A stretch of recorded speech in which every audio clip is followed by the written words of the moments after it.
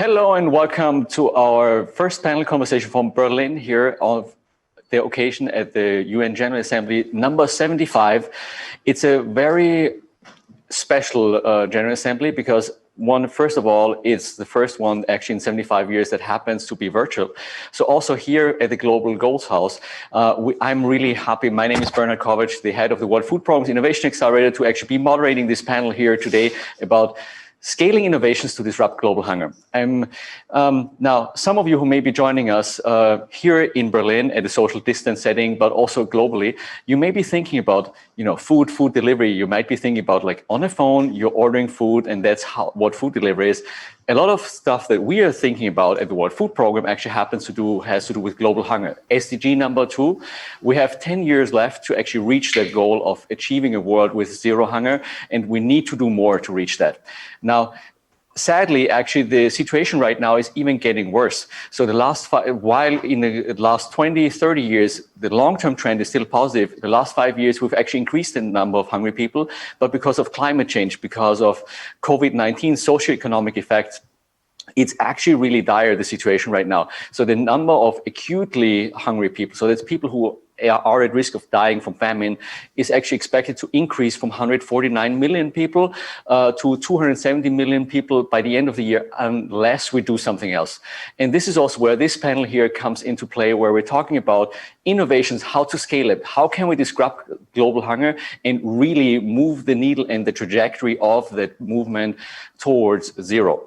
Now, you will hear from really a lot of interesting innovations here, a lot of diverse perspectives. We at the World Food Programme, obviously, we're saving lives in emergencies, but also changing lives, trying to reach 138 million people globally this year, which would be the record. And but it's at the same time, we are also looking at these where, from some of the innovations that could be in emergency response, but sustainably achieving livelihoods. So we need to think creatively and leaving no stone unturned in terms of like, what could we possibly be doing in order to actually get us closer to the goal. And this is why I actually want to introduce our panel. Now, this is interesting. This is the new times of COVID-19, where we actually were able to leverage the benefit of global community. So we have colleagues joining from New York, but also from Berlin, also from Munich. Sometimes it's different reasons, including company policies, but I'm really happy so that I can be here physically in this room together, joined by a virtual panel and an actual audience. So thank you so much for making it. And everybody also online, please check out the feed on the Global Goals Twitter and Instagram accounts, and also use hashtag Global Goals and Goals House. So please join us in this. So it's my great pleasure to actually introduce, and I'm going alphabetically. First, Bailey Matters. She is Director of Equality Programs for Europe, Middle East, and Africa at Salesforce. Welcome, Bailey. We have Jeff Oatham, Director of Corporate Social Responsibility and Sustainability at Delivery Hero. Hello. Joyce Shen. She's an investment and operating partner at Tenfore Holdings, so a venture capitalist, and also lecturer at UC of California at Berkeley. And last panelist is Saswati Bora, Head of Food Systems Innovation at the World Economic Forum. And I really want to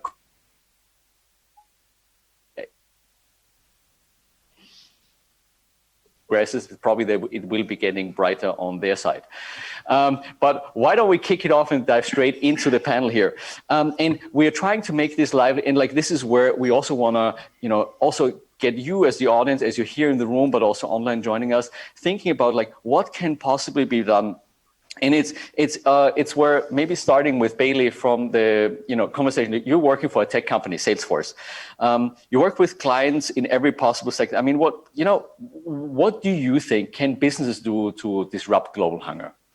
Yeah, well, thank you very much, and thank you for having me here. I think it's a privilege.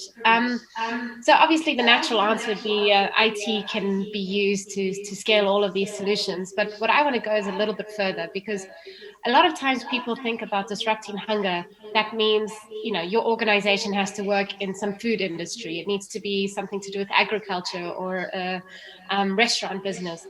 But it's not like that, actually. We all have the opportunity to eradicate poverty, to support with eliminating hunger. And it starts with actually your internal processes as a company. So it's no matter what business you're in, you actually have this opportunity to disrupt hunger and poverty.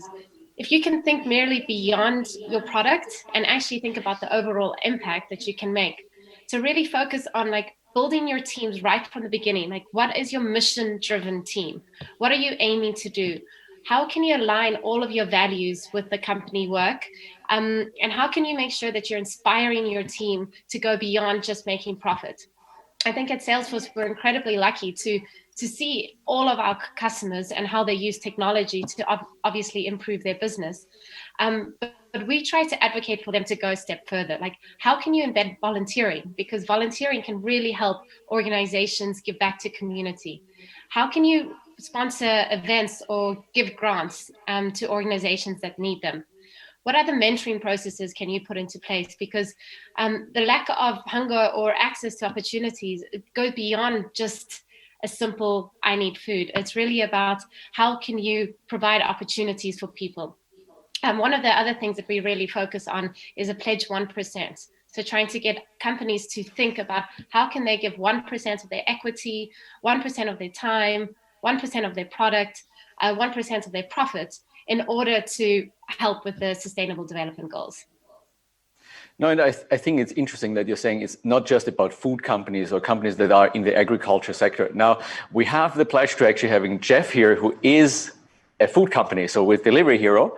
And so it's an interesting journey that you've also made. I mean, it's the world's largest food delivery platform, and like, but from your view, what can the private sector do in working with NGOs, international organizations, or us as the UN? Like, what can be done? I mean, you've also you're living this as on a daily basis.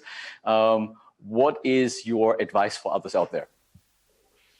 Yeah, hi Bernhard, and pleasure to be with everyone today. So, yeah, I mean, I think really just building on what Bailey was saying, I think that overall businesses like ours, we can help to connect organizations like NGOs or intergovernmental organizations to millions of consumers. You know, and I think there's businesses like any other organization will have a responsibility of being able to commit to doing something to help the world overcome the challenges that it faces, and we can provide capital, we can provide capabilities in our employees to help find solutions. But it's also being able to take it that step farther is connecting it to people, you know, and people care about causes. And you know, when we were looking at building our partnership with Share the Meal, one of the things we found was actually hunger was one of the top 3 causes in most of our markets that people were interested in. And so really I think the role that businesses like ours and others can play is really just helping organizations who work on these problems every day to connect with people so that people can just have that opportunity to participate even in a really small way, because it's a little bit from everyone will go a really long way. No, and we'll definitely also hear more about that collaboration later on. But like, I'll first actually broaden the conversation now, going to Joyce. And Joyce has a background in like technology, artificial intelligence, big data, and it's like, because oftentimes people think like, yeah, well, in order to end hunger, all we need is more cash. And by all means, yes, actually, as an organization, as World Food Programme, we also need more cash. We are relying on donations from governments, high net worth individuals, foundations, but also corporates and individuals to do that. But like, Joyce, what do you say, like, as a venture capitalist, knowing also technology, like, what's the role of technology in this? Yeah, thank you so much, Bernhard, for the question, and it's an honor to be here. And regarding your question, how technology and solving hunger relate, I think there are a number of areas, and I am happy to give a few examples, and that really tie into I think what Bailey has talked about, the holistic mindset of approaching hunger, and we certainly see that. I see that in technology innovation. So it's not just about food, it's about access, getting food. And one of the things that your team actually did is around digital identity at World Food Programme, which is using payment technology and blockchain to help solve cash transfer to a more efficient, secure way to the beneficiaries. And so that's not typically, directly related to food, but it's leveraging advanced payment technology, digital identity technology to enable that aspect of solving food hunger. A few other areas where data and AI are enabling solving food hunger from different perspectives. One example is, how to use increasing amount of data and artificial intelligence to help organizations to anticipate and predict the likelihood of emergency, so that we can all predict food crisis directly in a more efficient and effective way, or factors that could lead to a global food crisis. Another example where lots of capital has been invested in this area, where people generalize it as AgTech, agriculture technology, which is how to use AI specifically to, one, help crops grow better, and help farmers and large agrochemical companies to more efficiently use fertilizer, pesticides to grow crops and help farmers avoid massive spread of crop disease. And those are specific relate to supply chain, food safety issues where the downstream consumers may not necessarily think about. And even broader, now with the reemergence of capital going into renewable energies and circular economies, they're certainly tied to food safety and solving hunger, where you can imagine that the efficient energy and water storage and regeneration could potentially help refugees and those displaced and disadvantaged to have more or better access or means to cook their food or live, which then have downstream implications to their well-being. No, this is I'm really excited about what you're mentioning here. Also, it's like, where if we're serious about ending hunger, like how can we bring in venture capital, private capital, investors into this? And I mean, as you're saying, like with artificial intelligence, all of a sudden we see that it can be possible that this is actually a business that you may want to invest in, and that will also end hunger, which is actually really, really exciting. Now, making the conversation even broader, which then brings us to Saswati, because Saswati at the World Economic Forum obviously is a multi-stakeholder engagement opportunity. Like you work with governments, with all the leading private sector entities, a lot of industry players in that field. But I mean, you're looking at this from an innovation ecosystem perspective. So how do you think, like, can we enable this innovation ecosystem to flourish and enable this scalability and impact? Because like this is really what we're after. Like we're not wanting that yet another pilot or early stage startup that reaches 1,000 people. We're talking about 690 million hungry people globally. So like, how do we reach those? Thank you, Bernhard, for the question. As you and other speakers have highlighted, the rise of technology innovations presents a significant opportunity to disrupt not only global hunger, but also to meet the food-related outcomes related to environment and nutrition. But food and agriculture sector till now has been very slow to harness and capitalize on these technology innovations. And we know that food and agriculture sector is way behind other sectors such as healthcare in leveraging investments in technology innovations. And the reasons are manifold. Food systems are complex. They're interconnected with a lot of stakeholders involved, especially in developing countries. The rural markets are fragmented. There's poor infrastructure, high regulatory burdens, and a lot of other factors which raise costs, while revenues are constrained by customers' limitability and willingness to pay. So hence, many of the innovations we are seeing are happening in piecemeal fashion and are really not reflecting the dynamism of food systems, which requires that we take, as Joyce said, we need a more holistic systems view. So just to harness the positive impact of technology innovations and to also really mitigate any unintended consequences, we really require what we call a strong enabling environment, or what we call an innovation ecosystems in which multiple stakeholders can collaborate. The key to developing such an ecosystem is to determine the most pressing development and commercialization challenge in any given geography and the conditions that are needed to meet and resolve these constraints. And these conditions could be, say, example, access to flexible forms of capital, technology and economic infrastructure, talent, local capacity building, policies, regulations, and so forth. But if you look at innovators, innovators on their own are often unable to navigate these complexities. Hence, we need to create an ecosystem where public, private, and social sectors, whether it's universities, research centers, government, private sector, donors, can contribute their necessary knowledge and resources so that we can strengthen in the enabling environment by not only unlocking investments, but also providing the right policy incentives, governance frameworks, and capacity building for adoption and scale. So what we are seeing is that we really need to look at focusing on local innovation ecosystems where we can sort of bring together diverse group of stakeholders across sectors, across industries, to really create those unprecedented collaboration and cooperation so that they can at least work together towards a shared vision for change, and that can empower widespread innovation and action and ultimately lead to more mutual accountability. No, we definitely need to bring those diverse perspectives together. Like, I mean, we can start here in the room. So I'm looking in the room here now. Like, so the entrepreneurs, they need to start new businesses or like foster them in terms of what they're doing. People who have deep pockets, please come forward and invest into the guys in the front row.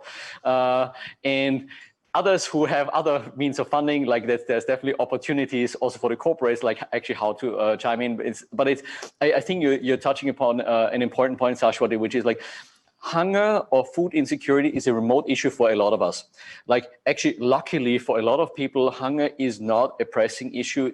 Like for people who may be watching the stream right now, maybe maybe if you're in the sector, maybe if you're working with refugees, maybe if you have something to do, like, or you have actually had some touch points, but it's very hard for people even to grasp the issue. And maybe I go to Bailey with this, where it's like, I mean, also from your work, like, I mean, it's a lot of people don't see food insecurity as their problem, right? I mean, how do you see the roles between like business and communities changing going forward? Like, what do we need to do in order to like have people also see this as their problem? Yeah, it's a very interesting question. So before Salesforce, I also used to work in a nonprofit. And so it's been quite interesting for me to be in Salesforce and talk to people in the corporate world, and they just don't understand it. It's so far-fetched. They watch the news and they can just easily switch it off. And their biggest problem is that they probably ate too much today, you know? So it's really trying to see, how can I make sure that, especially my employee base, how do they know that this is something that they should think about? But it's beyond thinking about hunger. Like I said before, hunger is just one aspect of the problem, right? And we saw just recently with the refugee crisis, like, hunger isn't just compiled to one state or one border. It really can expand, and it will come into everybody's lives. So it's really our responsibility to take action. And I think one thing that corporates can do is by really making sure that they play a role. They need to know that they can play a role, and they need to focus from this concept of corporate purpose. So from profits from purpose rather than profits as purpose. At Salesforce, we're very lucky. Mark Benioff is just a great ambassador for this. And he just says, businesses is a platform for change. Business leaders really need to focus on not only their shareholders, but also on all of their stakeholders. So their employees, their customers, communities, and the planet. And I think slowly, businesses are starting to realize that they have a great responsibility in this. And they do this not only because it's the right thing to do, but they're also starting to see that it makes business sense for them. I mean, of course, there's tons of studies, but one of them is just, 87% of consumers believe that corporations should place equal weight on business and supporting communities. We also know that companies that have engaged employees have 26% higher revenue. 60% of millennials want to work for a customer that's doing good business.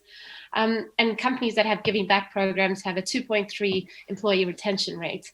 So what I'm trying to say is that we're realizing that companies really know and understand that they have a little bit more responsibility to do in this space. They're also starting to realize that it makes business sense, the customers want it.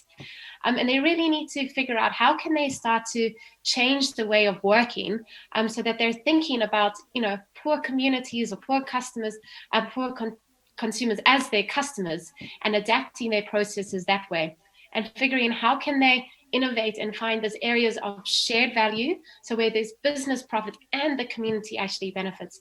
And I think only when the two start to work hand in hand can we start to make valuable difference.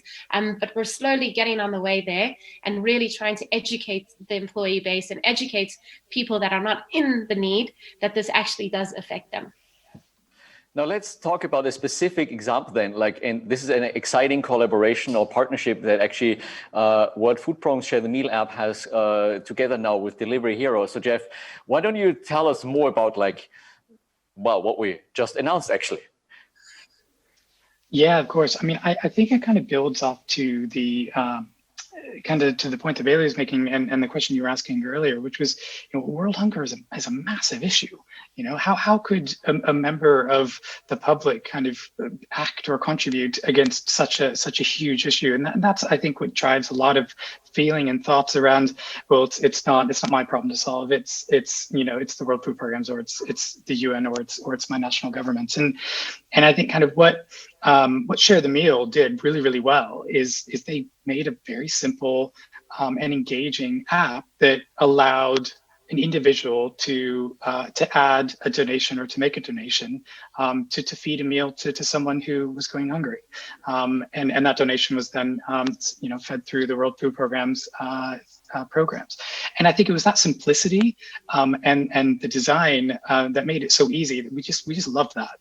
And so Delivery Hero and Share the Meal teams have been working together for a little over a year now to look at how we could integrate that the functionality of that app into our own food delivery apps. And really what we wanted to try to do was just to make it easy and engaging for customers who were already on our platforms. They were not thinking about making a donation. They were just wanting to order food for themselves. And then after the order, they're just presented with the option to say, would you like to donate a meal?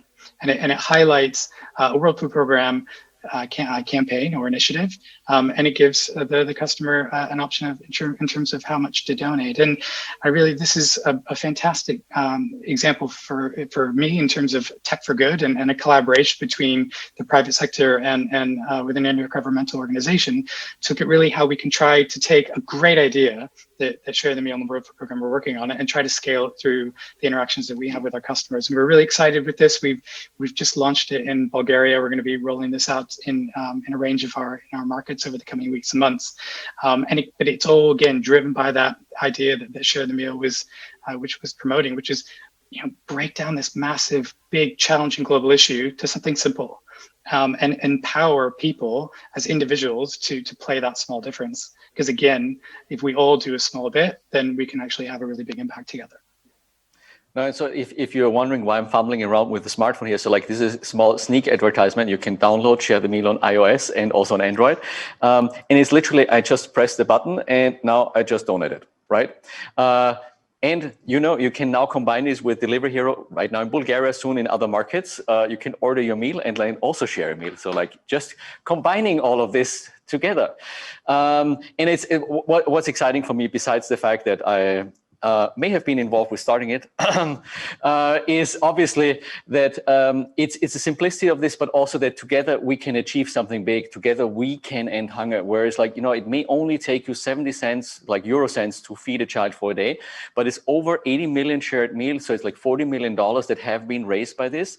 Now, while the 70 cents that you may be able to donate is not that much for you, together we can actually contribute towards something meaningful. And it's interesting because how to make innovations work and to actually make this happen is really, really challenging. Joyce actually just wrote a book about this. And then, why don't you tell us a little bit about you wrote a book about how to bring innovation to address big challenges and how to make that happen. So what do we have to do? Yeah, thanks, Bernhard.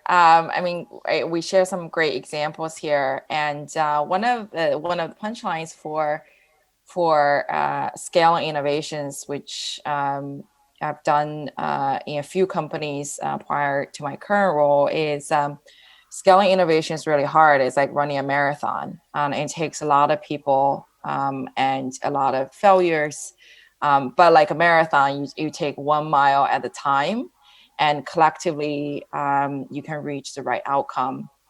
I think a few other things I talked about in the book, and it's really a practical book for innovators that are in startups or innovators or entrepreneurs that are in larger companies or organizations that want to push for change and want to contribute to transformation processes and how things are done.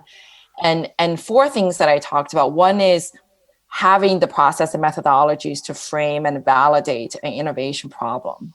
And so specifically, don't use technology to chase a problem, but actually frame the problem like in the context of SDG goals, because these are huge problems and these problems matter, and take these problems within the organization and validate what are the use cases can be achieved within those organizations' capabilities.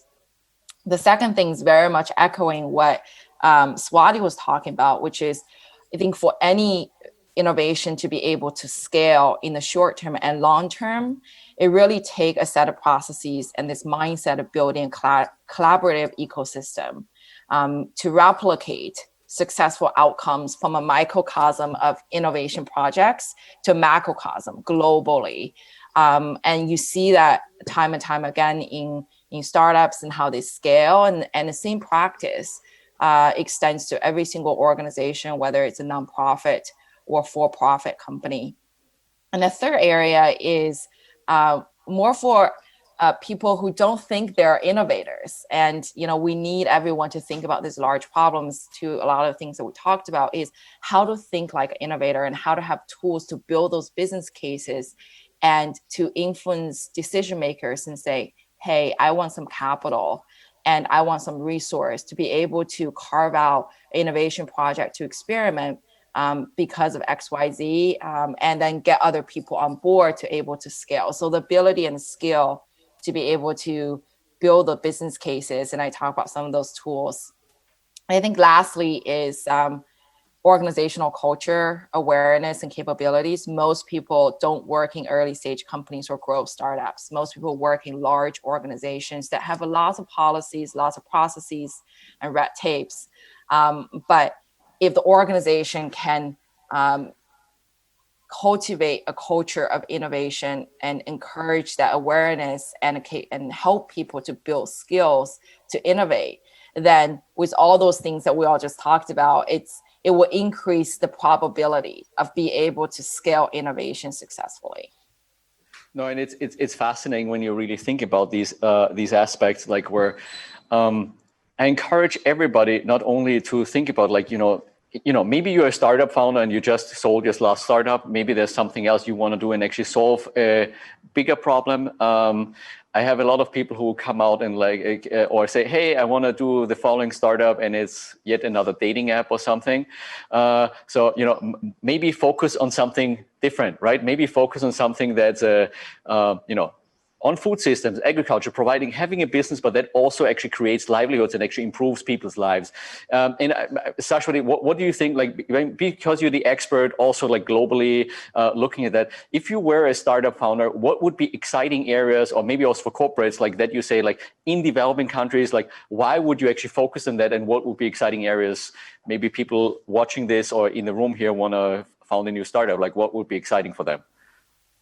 Thank you, Bernhard, on the question. And I think there's a confluence of factors why we need to invest more in developing countries. First of all, I think we are seeing developing countries, favorable demographics, rising income levels, urbanization, and a great level of digital interconnectedness, which will really create tremendous opportunities over the next few years. We know that the global population is expected to reach 9.7 billion people by 2050, and this will increase global food demand by 60%. And most of this growth will come from developing countries. I give an example from India, where I'm from, and it is estimated that domestic consumers will spend an additional $1.6 trillion on food and dining out compared to 2020 in 2030. And so populations are also becoming more urbanized, and most of these urbanizations in the future will come from Asia and Africa. And a rising urban middle class in developing markets will shift diets towards perhaps more resource intensive food like meat and dairy, but it also provides an opportunity to innovate on, say, more plant-based food or insect-based proteins that can sort of look at sustainability issues and nutrition issues. So the first is startups and others should invest in developing countries because it is going to be a huge growing market. Second, if we have to meet the SDGs, we must focus on developing countries where there is an urgency to address food-related issues related to climate or nutrition. The agri-food sector, as we know, is responsible for a large number of greenhouse gas emissions. It is responsible for 70% of tropical deforestation. We also know that, as you mentioned today, that more than 2 billion people do not have access to safe, nutritious, and sufficient food. So this is not only a challenge in developing countries, but also an opportunity. The startups can now capture the business opportunity of investing in health and nutrition and environment. They can invest in new products or look at creating more sustainable and efficient value chains that reduce the environmental footprint of supply chains. And we know, as Bailey says, there's a lot of evidence to show that companies with a high sense of purpose outperform the market in terms of return and tend to have higher profitability. And lastly, we're also seeing a shift in investor and community who are increasingly seeking opportunity to address climate and societal risks that affect returns on assets. So from the investor side, a sustainable investing market, it used to be a niche market, is now going towards a mass market and expanded to grow further. So that is really good news because it unlocks more capital, not only for investment in food and agriculture sector, but also investment that can go to developing countries. So I think investors have a huge opportunities to bring innovations to developing countries that can leapfrog in the next decade, which can maximize what I call a triple bottom line: the company's return on people, planet, and profit. No, this is where I also think, like, I mean, having this panel and showing the diversity also of views here is important, where it's like, if you have investors and it's actually an investable opportunity for you, there's a lot more things that we can do. Like, it's not just in a, okay, if you want to donate, by all means, please donate to us. Like, we welcome your donation. Thank you for all the support that we're receiving also as World Food Program, but for any NGO that you're supporting, any startup or any nonprofit innovation that you're doing. But like, there's so much more we can do with innovators, with investors in like the topics that we can actually tackle. And even we as Innovation Accelerator, the World Food Program, we now have a tradition of 5 years of actually bringing some of those innovations to scale, some of which are internal teams, some of them are nonprofits, some of them are by now startups. And it's exciting where, like, when we started 5 years ago, I mean, this was a crazy experiment when we were thinking about like, well, let's use that startup accelerator concept for the nonprofit sector and let's see if it works, right? And by now we see that as of the end of last year, we already had, I mean, now it's like 13 innovations and startups that are in our scaling phase. And last year, they directly impacted 1.4 million people globally, and a lot of more people indirectly. And that ranges from like using blockchain technology to provide wallets to refugees to buy food in stores. It could be you growing, using hydroponics to grow food or animal fodder in refugee camps in the desert. Like even right now in COVID-19, we've expanded in Palestine, like a lot of different places. Like, and this is where we see that some of the innovations were designed for pre-COVID even help us a lot more right now. So because we have Jeff here from Delivery Hero, one of the really exciting things that we actually was the Somalia team of the World Food Program that they've come up with, they call eShop. It's essentially creating Delivery Hero in Somalia for vulnerable populations. And like the idea was started before COVID hit, but like they started in March, and in July, they already had $1.4 million of sales, like from $0 to $1.4 million of sales through a smartphone app and text code on feature phones. And that helps people to stay, social distance, to stay safe, stay healthy, and we even enable, and it's a transport sector and a delivery sector in a country like Somalia, with for some of the most vulnerable populations, while even saving money on doing this. And like, this is where we are, if you ask me, there's lots of exciting opportunities. Like, there's no reason why, for instance, what I was just mentioning, that could be a perfect for-profit business opportunity. There's a couple of other things that we're working on in terms of nutrition, fortifying food, things that were, if you're a startup founder, if you want to get engaged in the fight against hunger, it's not just about charity, but there's also business opportunities. And that, then, I mean, just broadening this in the kind of the longer or the broader segment, because it's saying, okay, right now, which year do we have? 2020. Some people may not remember this because it seems like COVID was going on for a long period of time, but like, we literally have, not even 10 years left to reach the Sustainable Development Goals.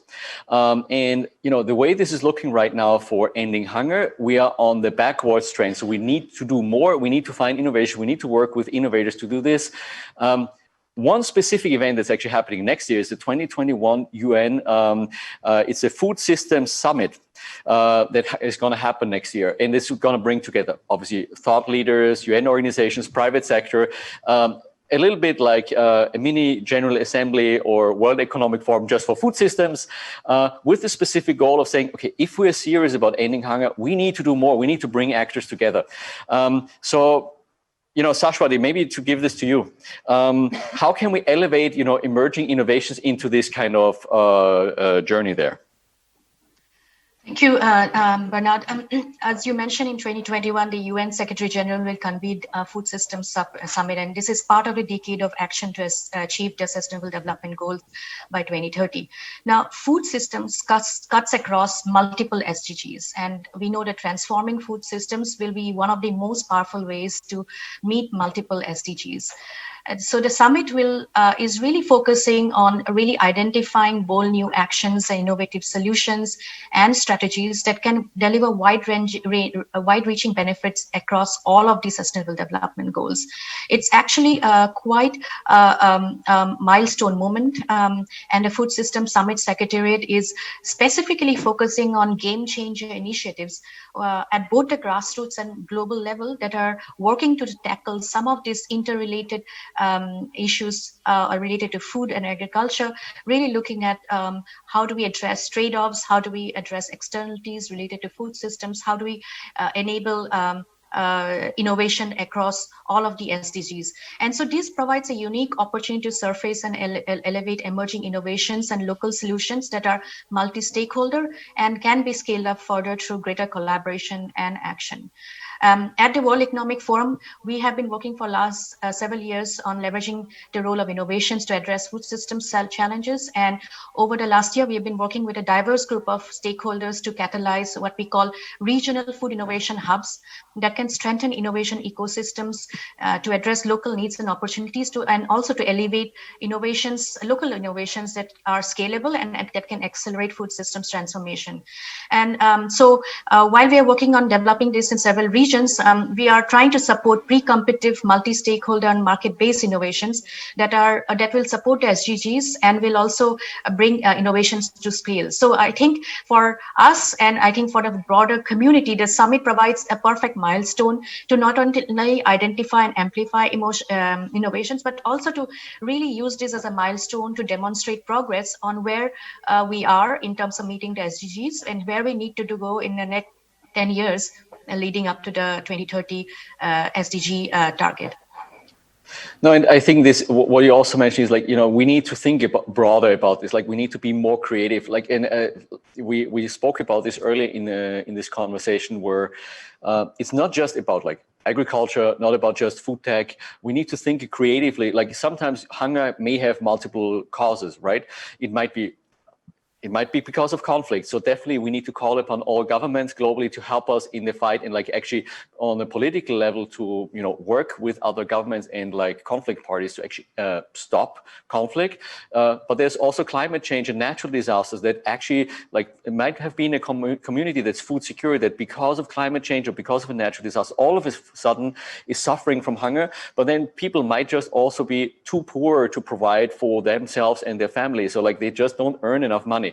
And so we need this kind of creative solution. So maybe Bailey, from your experience with Salesforce, I mean, do you have any programs to empower communities and also like, you know, support livelihoods in a broader sense, like thinking creatively? Yeah, well, of course. I mean, we see that the same way. I mean, hunger is just a byproduct of something else. You know, there's just sadly no income or very little income. And I think we've seen that very recently, especially with COVID-19. That a lot of more of the underrepresented or poorer populations have actually suffered more greatly from this because their jobs actually can't continue to be done in today's environment. So it's mainly those unskilled workers that are definitely losing out on opportunities. So at Salesforce, we really want to focus on figuring out how can we provide equal opportunities for everyone. So we definitely need education. Education is the key of everything. I think everybody in this room probably understands that. And at Salesforce, we try to use a lot of our IT tools and online platforms to make sure that we can reach everybody. So one of the programs that we have Trailhead, which is our free online tool. So you can go on there, you can do as many trails in order to become a Salesforce certified admin user. And the reason we do that is because we've noticed that our customers are actually lacking talent. Like they are continuously looking for new talent and they cannot find enough talent quick enough. And so we've realized that there's great talent out there and maybe they're not in Germany, maybe they're not in the UK, they're actually beyond. And so what we're trying to do is figure out, okay, how can we make sure that we are delivering training right to those communities? How can we make sure that they are upskilled so that they can actually start to get jobs and gain income so that they can have food security? And it's been an interesting kind of program because, of course, there's a billion hurdles along the way. There's government restrictions, there's tax problems, there's time zone, there's internet, there's all of these challenges. But we've been very lucky to have an amazing community that wants to work together to solve this. And we've been able to offer numerous programs, and some of them fail, some of them don't, to see what we can actually do. And I think one of the great things too is we've got our volunteers and we've got our mentors. We also provide a lot of free support to our nonprofits. And so it's trying to see, okay, how can we make sure that we're integrating these all together? So our volunteers will provide mentoring to our students. Our students then will test the product on our pro bono system. So everybody is learning and everybody's getting something. So it's really about taking a step back and looking about the whole system and thinking, how can we do this together, but not only focusing, okay, just somebody needs training. There's a whole system of people that want training that can benefit from a program like this. No, and this is, I think even from our perspective as a World Food Program, I mean, this is a lot of the things that we are thinking about is like, how can we lift people out of hunger sustainably so that they are no longer food insecure, so that we actually no longer have to provide any food assistance to them and we actually become obsolete, hopefully. Now, actually we've collaborated also on a program that we've done in developing countries, Impact, where we train up young refugees and displaced people in poor host communities, like young people actually to become like micro-task freelancer first and then a social media manager. And like we've trained almost 10,000 people on this program in 3 countries already. So like, for instance, like Syrian refugees in Lebanon, Syrian refugees in Iraq, so that they can actually stay within their community. So they are not forced to move. They are not forced to actually abandon their family and actually leave their country. Again, I think these are aspects where it's also important to highlight, you know, in the new world of like connectivity, and we see it right now with you on a panel, me in Berlin, you virtually, or part of you in Berlin, but also virtual, it's like, it doesn't matter. You might be actually a refugee in a refugee camp and you might be the new Salesforce administrator or other things. But then like one aspect to Joyce, where it's about a conversation I'm often having with other venture capitalists or also friends who are startup founders, company founders that are like, yeah, you know, I really want to do something, but like, what can I do? And like, is it like typically when you talk to a venture capitalist, you're in this job, also startup founder, because you're driven by opportunity. You're an entrepreneur. You want to create something. You want to create value. Like, what are the opportunities there in developing countries? Like, what could inspire people that are maybe here in the room watching this or online? Yeah, great question, Bernhard. I think there are a few things on the venture capital side. If you look at the funds across the world, there are a handful of global funds that invest globally. Most of the venture capital funds specifically focus on Europe, Germany, London, UK ecosystem, US.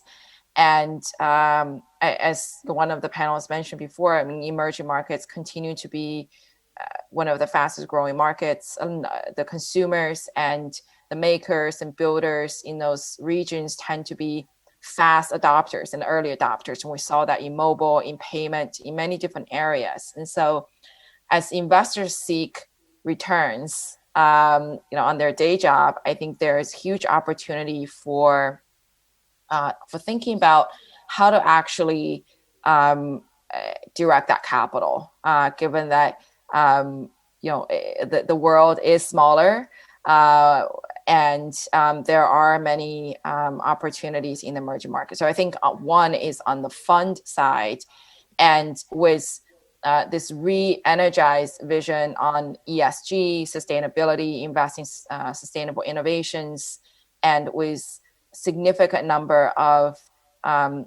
global asset managers which pull capital into the venture capital funds, I think it provides additional boost to how venture capitalists can think about their capital allocation in the emerging market. So the first is capital and allocating capital, more capital to fuel innovation. And I think the second area is partnerships. Early stage company startups have to have partnerships, and whether it's channel partnerships or commercial partnerships in many forms, to actually be able to scale to the way that we see. And those partnerships can come from many different areas. And I think one of those areas is through kind of the collaboration that we talk about here with public-private, with government, opening up the doors to allow startups all over the world to realize that, hey, I have done something in the country that I'm in, but I now have the awareness that my technology can actually do something different, or can do something adjacent that's valuable. And a great example of that is Delivery Hero and Share the Meal, because that is not their first use case, but through their infrastructure and that joint collaboration with you, it can then bring that innovation to markets that most startups can't even imagine on their own. So I think those are two pieces that I will leave with you. Thank you. No, I have one more question for Jeff, but everybody in the room here already think about questions that you have to the panel, to me, to whoever. If you want to have Joyce email address because you want to send your pitch deck, that might be challenging, but we'll see how we get there. Also online, please post your questions. I see already a couple of questions that are coming in, so thank you. Please keep them coming. Now, last question to Jeff. So, and I also this is one of the, I would say, crucial question of our time. How can you be part of the solution? How can you actually do something? How can any of us do something to help solve hunger? Yeah, I think that is the $1 million question, Bernhard. And actually, I think you've given a lot of the hints. I think if people have ideas, if you are a VC capitalist, if you're an entrepreneur, you have an idea, then pursue it. Explore partnerships, explore collaborations. But I think I like to bring it back to kind of the rest of us and to the general public, and what can we do? And again, I would say, even just through the conversation earlier, you pulled out your phone, Bernhard, and you went on to the Share the Meal app. You made a donation. I mean, it is as easy as that. And I think it's for all of us to ask, what role can I play if I'm busy in my job and my family and my life? There's still a small piece that you can do. So I would say, reflect, explore what can I do, and don't be afraid if you think it's too small. It won't be, because if there's enough of us that are doing it, then a difference can be made. So I would say run the thing, go out, explore, share the meal app, download it, try to make a donation. It's only 70 cents euro for helping to feed a child for a full day. And you know, for those of our customers who are already making an order meal in Bulgaria, check out and consider making a donation. You don't have to. We provide it there to just give the option. So I think it's not being afraid to pursue these ideas, to take even small steps, because again, you know, if we all do something, albeit so small, or even small, all of us together can make a really world of difference. Well, thank you so much, Jeff. And it's really one of those aspects that excites me the most about also this conversation and being here with all of you. And thank you for joining the panel, everybody joining us online and here in the room. We can make a difference, and this is something we shouldn't forget. Like everybody, like whether you're a startup founder or you're working in a company, and it's sometimes unusual partnerships. Like as Accelerator, we've even worked with a Silicon Valley unicorn. Like it started with $1 billion valuation because they wanted to expand and do something with more meaning in Africa. And this is, I think this is where we have to explore and be open to this. So maybe just opening up for questions here in the room. Is there any question, anybody brave enough? I think the microphone has been disinfected. So like, I'm just looking around the room.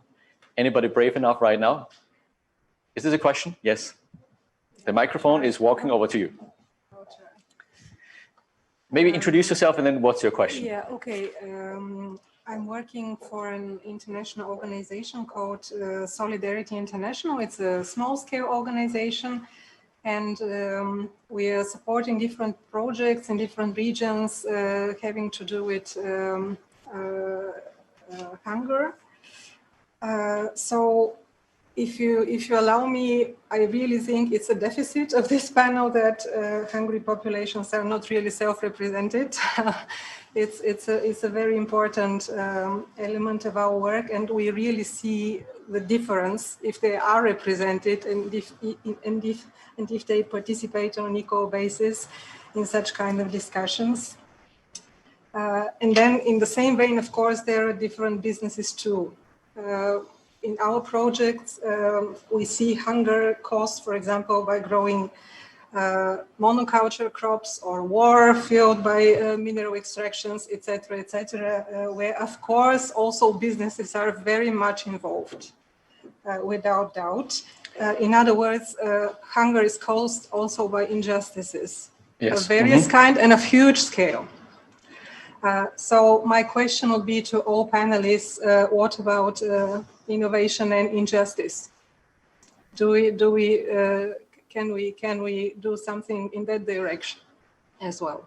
Okay, I will try to get a couple of more questions in. Like, is there any other question in the room right now? Anybody raise their hand? There's one question in the first row. Attention, don't break the glass. Hello, I'm Wolfgang. I'm the founder of Saving Grains.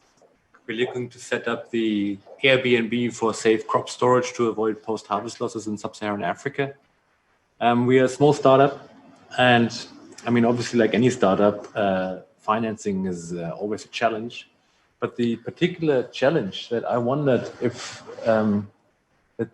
that I find interesting, not just for myself, but for many other startups in going in the same direction, is that if you're not an NGO with all the restrictions that come with it, pure grant money is difficult to obtain for good reasons.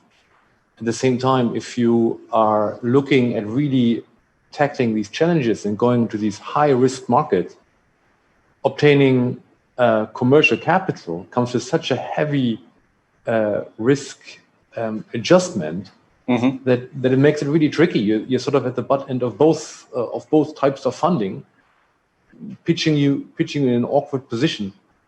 So I wonder if there's no more. I wonder about the availability of hybrid funding, and if there's more structural kind of connections or ecosystems, or just a more structured approach to address this. I'm not trying to raise money here for myself. I hope you notice that.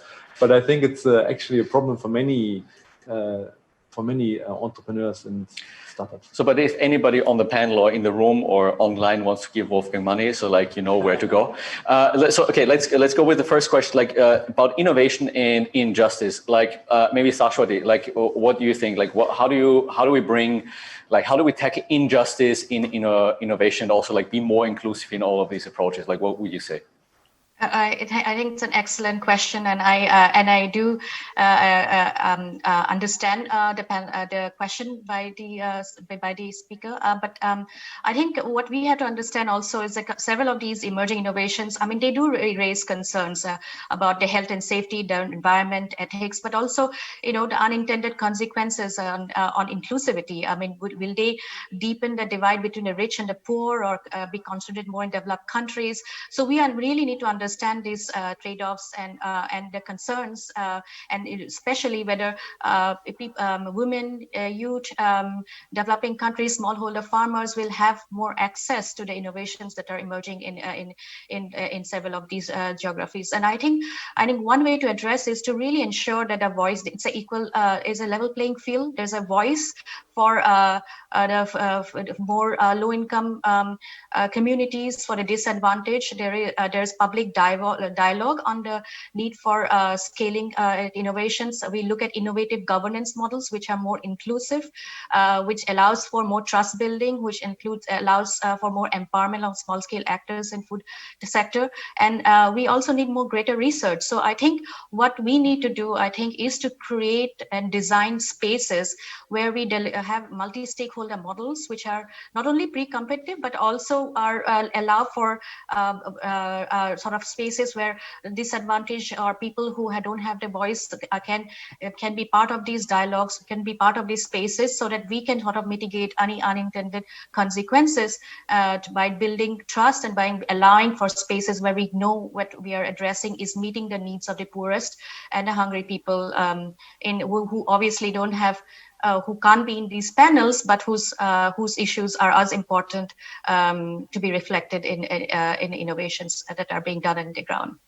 Yeah, and if I can just add to this, I mean, as an innovation accelerator for the World Food Program, like one of the principles that we also follow, like obviously we reach out to partners, we also get innovation through other funders that are giving these to us, but like everybody can actually apply on our website, innovation.wfp.org, and it's an open, we just closed our last call for application, but we actually accept application on a rolling basis. We're open for for-profit startups, companies, NGOs, other UNHCs, World Food Program staff, and a couple of the innovations, I mean, I would say even like over 70% of the applications that we're getting are from developing countries.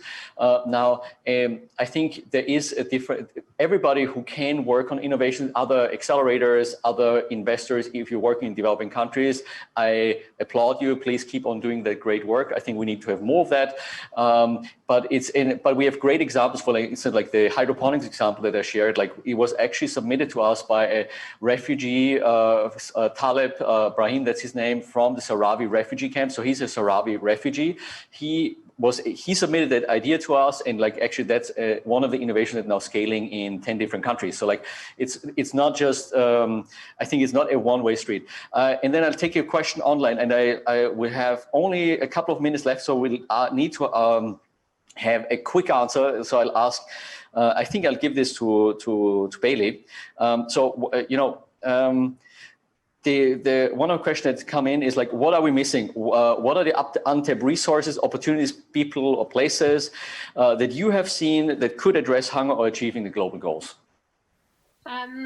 So excellent question. So I think, like we'd all kind of said previously, is like a lot of us think that this is so far from our day jobs. This is not our responsibility. This is government. This is somebody else.